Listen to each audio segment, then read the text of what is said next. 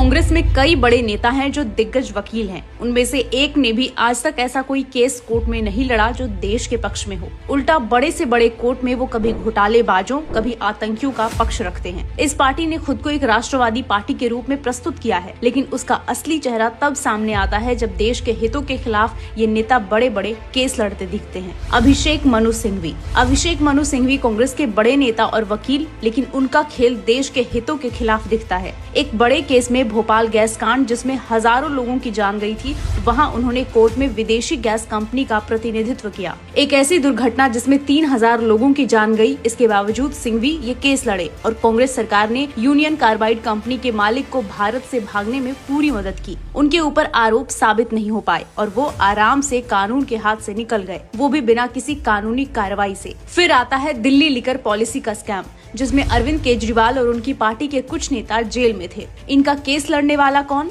अभिषेक मनु सिंघवी।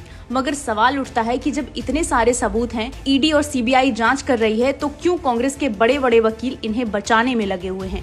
अगले हैं पी चिदम्बरम, जो कांग्रेस के एक और वरिष्ठ नेता हैं। उनका भी देश विरोधी केसों से गहरा रिश्ता रहा है। वो अपनी पार्टी के नेता के खिलाफ कोर्ट में उतर आए। दरअसल बंगाल में कांग्रेस के नेता अधीर रंजन चौधरी ने ममता सरकार पर आरोप लगाया कि उन्होंने मेट्रो डेयरी के 47% शेयर केवल 85 करोड़ में प्राइवेट कंपनी को सस्ते में बेचे और फिर उस कंपनी ने कुछ समय के बाद केवल 15% शेयर 135 करोड़ में बेचे। अधीर रंजन चौधरी ने इसी धांधली का खुलासा किया और टीएमसी के ऊपर आरोप लगाए।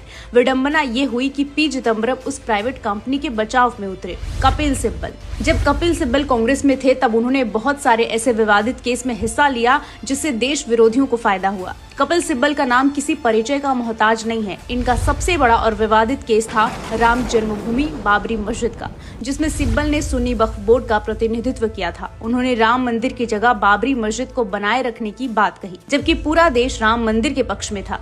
सुप्रीम कोर्ट ने आखिरकार राम मंदिर के पक्ष में फैसला दिया, लेकिन सिब्बल जैसे कांग्रेस के वकील इस देश के लोगों की भावनाओं के खिलाफ काम करते रहे। फिर 2G स्पेक्ट्रम केस आता है, जो एक बड़े भ्रष्टाचार घोटाले के रूप में उभर कर आया था। इसमें सिब्बल ने कई आरोपियों का बचाव किया। वो लगातार सरकारी प्रक्रिया में कमियों का हवाला देते रहे। आखिरकार सभी आरोपियों को सबूतों की कमी के कारण बरी कर दिया गया। इसी तरह 3 तलाक के मामले में भी कपिल सिब्बल ने all India Muslim personal law board का प्रतिनिधित्व किया। जहां एक और 3 तलाक को असंवैधानिक करार दिया गया, वहीं सिब्बल ने इसे धार्मिक स्वतंत्रता के अधिकार के तहत सही ठहराया। लेकिन वो तो शुक्र है सुप्रीम कोर्ट का, जिसने इसे असंवैधानिक करार देते हुए मुस्लिम पर्सनल लॉ में बड़े बदलाव किए। ये केवल कुछ उदाहरण हैं जहां कांग्रेस के बड़े नेता और वकील देश के खिलाफ खड़े हुए हैं। क्या ये वही पार्टी है जो गरीबी हटाओ का नारा देती है, या फिर एक